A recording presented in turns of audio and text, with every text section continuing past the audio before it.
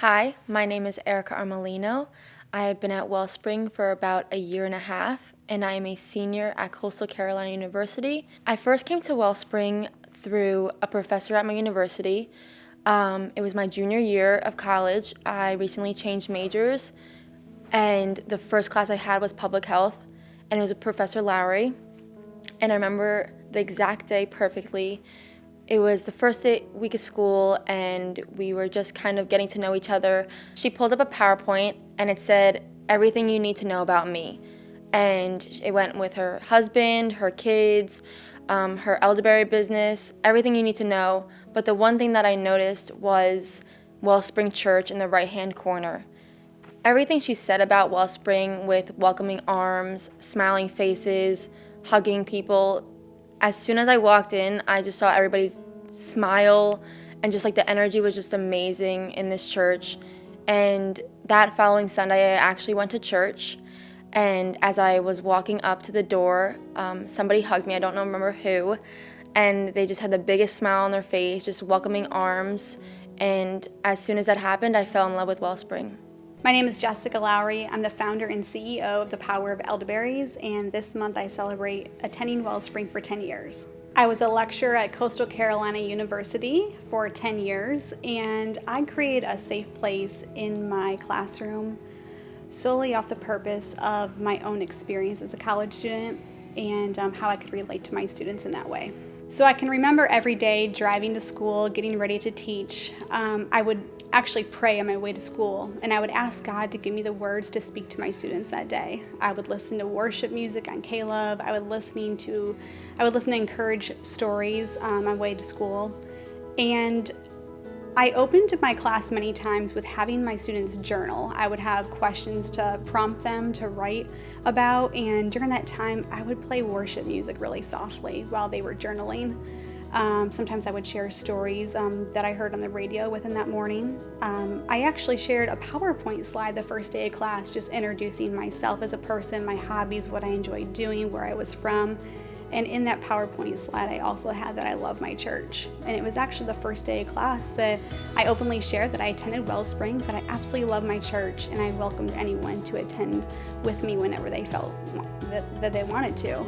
I was trying to find a faith foundation in Conway, and as soon as my professor, who has been here for years, talked about a church, I knew that it was some way of God telling me that this is where you have to be, and this is where you're going to grow. And ever since then, I have come every single Sunday, and I've grown in this church. Since coming to Wellspring every Sunday, I have branched out a lot. I got asked to be a college group leader, which has opened up a lot of doors and meeting new people and different testimonies in faith, as well as a kids ministry leader for 4th and 5th graders, which has just bring me so much joy on Sundays that I just love coming to church even more on Sundays now. So the first time I saw Erica at church, I had walked my family in and checked in, told them my last name, and it was just a young gal. I actually didn't know it was Erica because she had her mask on. And she, checks us in, and I spell the last name. And she goes, "Oh my gosh, you were my college professor." And I was like, "Wait, what? Who are you? What's your name?" And she kind of peeked her mask back a little bit and, said who she was. And I was like, "Oh my gosh, how are you here? Like, how did you even know about Wellspring? How long have you been attending? This is amazing." And it was in that moment where she said, "I'm here because of you." And it's just, I got goosebumps. I got tears in my eyes. My daughter was standing there next to me and listening to all this. And I think what shook me up the most about Erica's story is that I didn't know that she was coming. Of course, I had other students before that, they had said they were going to come. But with Erica, I didn't know she was coming. So when I asked her how long, she's like, "I think I had you 3 years ago, teaching college." And I think she's been coming a year. So it was that seed that was planted 3 years ago that now has brought her here today. I think it's important to share a piece of my story. As a college student, I suffered a lot of depression. I was broken. I experienced PTSD. I didn't really feel loved, worthy, or enough. I knew my parents loved me, but I didn't feel that love from God or really having a purpose as a college student.